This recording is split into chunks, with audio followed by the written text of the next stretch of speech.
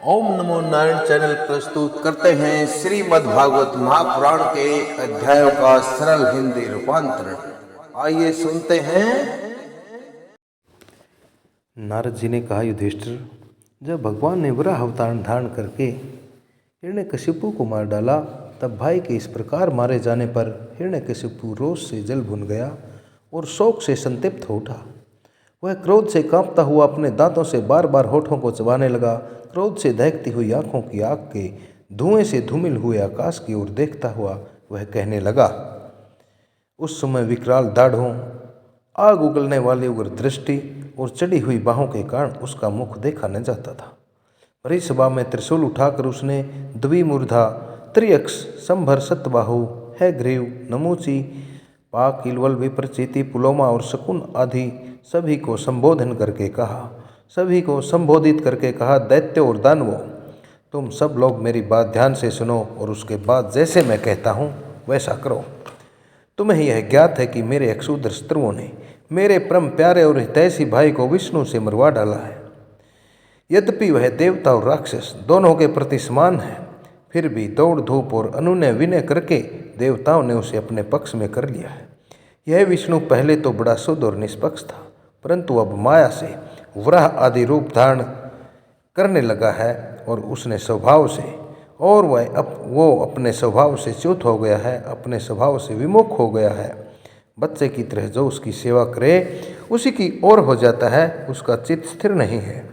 अब मैं अपने इस शूल से उसका गला काट डालूंगा और उसके खून की धारा से अपने रुधिर प्रेमी भाई का तर्पण करूंगा, तब कहीं मेरे हृदय की पीड़ा शांत होगी।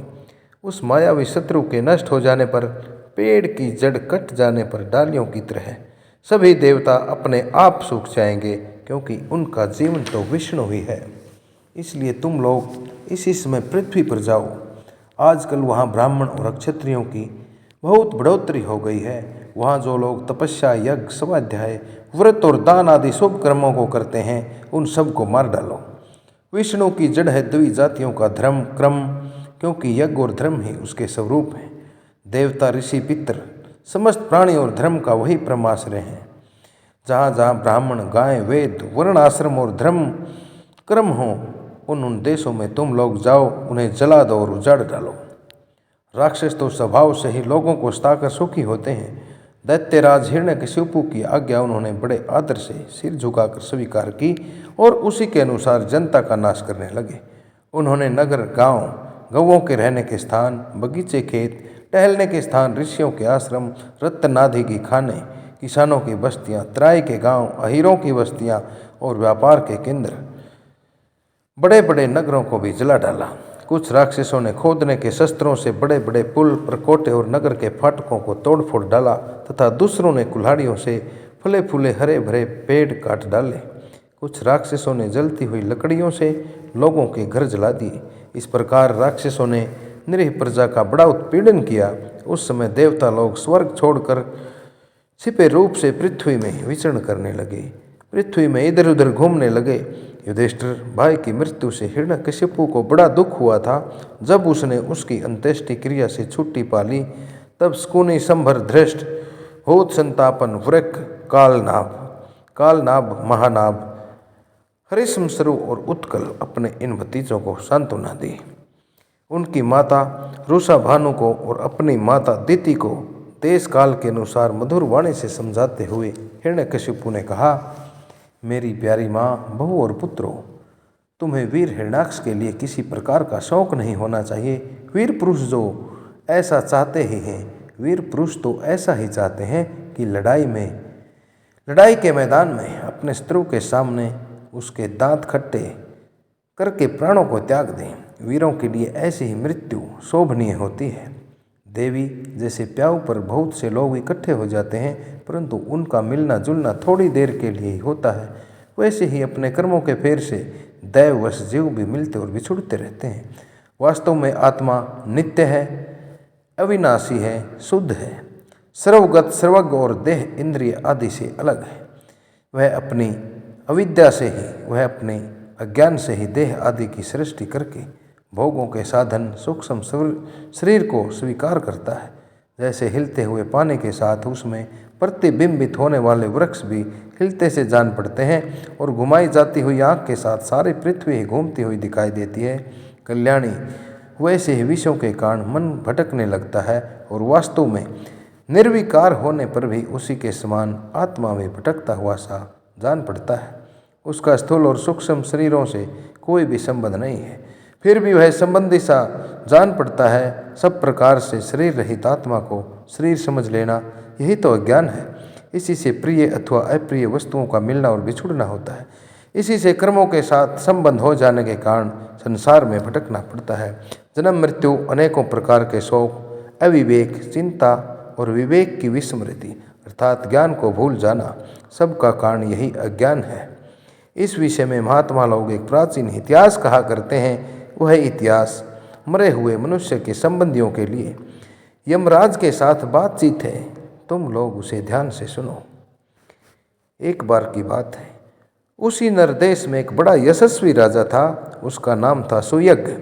लड़ाई में शत्रुओं ने उसे मार डाला। उस समय उसके भाई और बंधु उसे घेर कर बैठ गए। उसका जड़ाऊ कवच छिन्न भिन्न हो गया था। गहने और मालाएं तहत नहस हो गई थी। बाणों की मार से कलेजा फट गया था। शरीर खून से लथपथ था। बाल बिखरे हुए थे। आंखें धस गई थी। क्रोध के मारे दांतों से उसके होठ दबे हुए थे। कमल के समान मुख धूल से ढक गया था। युद्ध में उसके अस्त्र शस्त्र और बाहें भी कट गई थी। रानियों को दैव व सपने पति देव उसी नर नरेश की यह दशा देखकर बड़ा दुख हुआ। वे हा नाथ, हम अभागिने तो बेमौत मारी गई, यूँ कहकर बार बार जोर से छाती पीटती हुई अपने स्वामी के चरणों के पास गिर पड़ी। वे जोर जोर से इतना रोने लगी कि उनके कूच कुकुम से मिलकर बहते हुए लाल लाल आंसुओं ने प्रियतम के पाद पदम पखार दिए, प्रियतम के पैरों को पखार दिया, धुलसा दिया। उनके केस और गहने इधर उधर बिखर गए। वे क्रुण क्रंदन के साथ विलाप कर रही थी, जिसे सुनकर मनुष्यों के हृदय में भी शोक का संचार हो जाता था। हाय विधाता, तू बड़ा क्रूर है। स्वामिन, उसी ने आज आपको हमारी आंखों से ओझल कर दिया है। पहले तो आप समस्त देशवासियों के जीवन दाता थे, आज उसी ने आपको ऐसा बना दिया कि आप हमारा शोक बढ़ा रहे हैं। हे पतिदेव, आप हमसे बड़ा प्रेम करते थे, हमारी थोड़ी सी सेवा को भी बड़ी करके मानते थे। हाय, अब आपके बिना हम कैसे रह सकेंगे। हम आपके चरणों की चेरी हैं। वीरवर, आप जहाँ जा रहे हैं वहाँ चलने की हमें भी आज्ञा दीजिए। वे अपने पति की लाश पकड़कर इसी प्रकार विलाप करती रही। उस मुर्दे को वहाँ से दाह के लिए जाने देने की उनकी इच्छा नहीं होती थी। इतने में ही सूर्यास्त हो गया। उस समय उसी नर राजा के संबंधियों ने जो विलाप किया था, उसे सुनकर वहाँ स्वयं यमराज बालक के वेश में आए। उन्होंने उन लोगों से कहा। यमराज बोले, बड़े आश्चर्य की बात है, ये लोग जो मुझसे भी शाने हैं, बराबर लोगों का मरना जीना देखते हैं, फिर भी इतने मूढ़ से हो गए हैं, मूर्ख बने हुए हैं। अरे यह मनुष्य जहाँ से आया था वहीं चला गया। इन लोगों को भी एक न एक दिन वहीं जाना है। फिर झूठ मूठ ये लोग इतना शौक क्यों करते हैं। हम तो तुमसे लाख गुने अच्छे हैं, परम धन्य हैं, क्योंकि हमारे माँ बाप ने भी हमें छोड़ दिया है। हमारे शरीर में पर्याप्त बल भी नहीं है, फिर भी हमें कोई चिंता नहीं है। भेड़िया आदि हिंसक जंतु हमारा बाल भी बांका नहीं कर पाते। जिसने गर्भ में रक्षा की थी, वही इस जीवन में भी हमारी रक्षा करता रहता है। देवियों, जो अविनाशी ईश्वर अपनी मौज से इस जगत को बनाता है, रखता है और बिगाड़ देता है, उस प्रभु का यह एक खिलौना मात्र है। वह इस चराचर जगत को दंड या पुरस्कार देने में समर्थ है।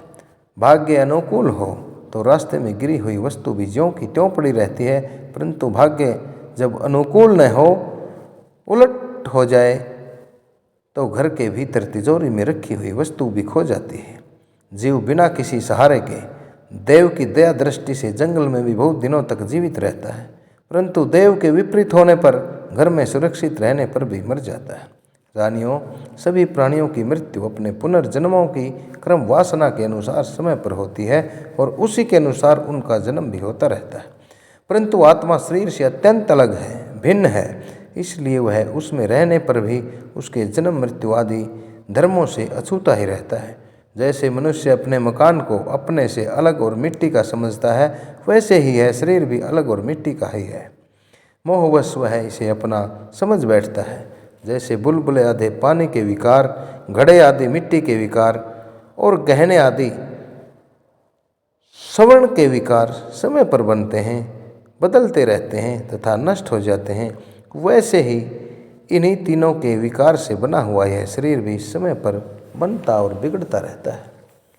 जैसे काठ में रहने वाली व्यापक अग्नि स्पष्ट ही उससे अलग है, जैसे देह में रहने पर भी वायु का उससे कोई संबंध नहीं है, जैसे आकाश सब जगह एक सा रहने पर भी किसी से द्वेष और गुण से लिप्त नहीं होता, वैसे ही समस्त देह इंद्रियों में रहने वाला और उनका आश्रय आत्मा भी उनसे अलग और निर्लिप्त ही है, निर्लिप्त ही रहता है। मूर्खो, जिसके लिए तुम सब शोक कर रहे हो, वह सुयज्ञ नाम का शरीर तो तुम्हारे सामने पड़ा है। तुम लोग इसी को देखते थे। इसमें जो सुनने वाला और बोलने वाला था वह तो कभी किसी को नहीं दिखाई पड़ता था, फिर आज भी नहीं दिखाई दे रहा है, तो शौक क्यों? तुम्हारी यह मान्यता है कि प्राण ही बोलने या सुनने वाला था, सो निकल गया। मूर्खतापूर्ण है, क्योंकि सुषुप्ति के समय प्राण तो रहता है पर न वह बोलता है न सुनता है। अर्थात जब मनुष्य सो जाता है तो उस वक्त भी प्राण तो रहता है पर न वह बोलता है और न ही सुनता है। शरीर में सब इंद्रियों की चेष्टा का हेतुभूत तो महाप्राण है। शरीर में सब इंद्रियों की चेष्टा का कारण ही महाप्राण है।